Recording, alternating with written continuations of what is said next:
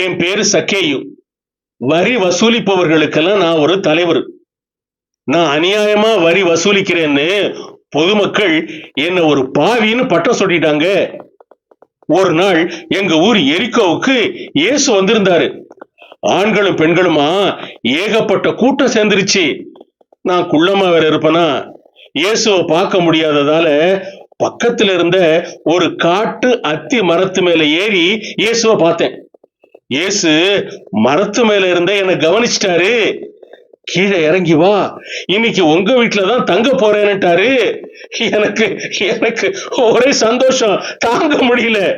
அப்படியே முழந்தாள் போட்டு, ஆண்டவரே, என்கிட்ட இருக்கிற சொத்துல பாதிய ஏழைகளுக்கு தானமா கொடுத்துறேன். நான் யாரு மேலேயாவது பொய்க்குற்றம் சுமத்தி அவங்க கிட்ட அநியாயமா வரி வசூலிச்சிருந்தா அதை 4 மடங்கா அவங்களுக்கு திருப்பி கொடுத்துறேன்னு சொன்னேன். அதுக்கு இயேசு என்ன பார்த்து, இவரும் ஆபிரகாமின் மகன்தான், இந்த வீட்டுக்கு மீட்பு உண்டாயிற்றுன்னு சொன்னாரு.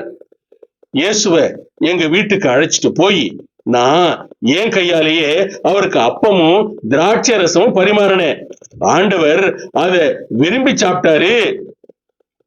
என்ன மாதிரி பாவிங்க வீட்டுல இயேசு சாப்பிடுறாருன்ட்டு இயேசுவை ஒரு போஜன பிரியன் அப்படின்னு ஒரு சிலர் விமர்சனம் பண்ணாங்க. ஐயோ ஐயோ, இவரு போஜன பிரியன் இல்லைங்க, இவர் ஒரு ஜனப்பிரியன். அதாவது பொதுமக்கள் பாவிகளுக்கெல்லாம் பிரியமானவர், அன்பானவர். அதனால இவரு போஜன பிரியன் இல்லைங்க, ஜனப்பிரியன்.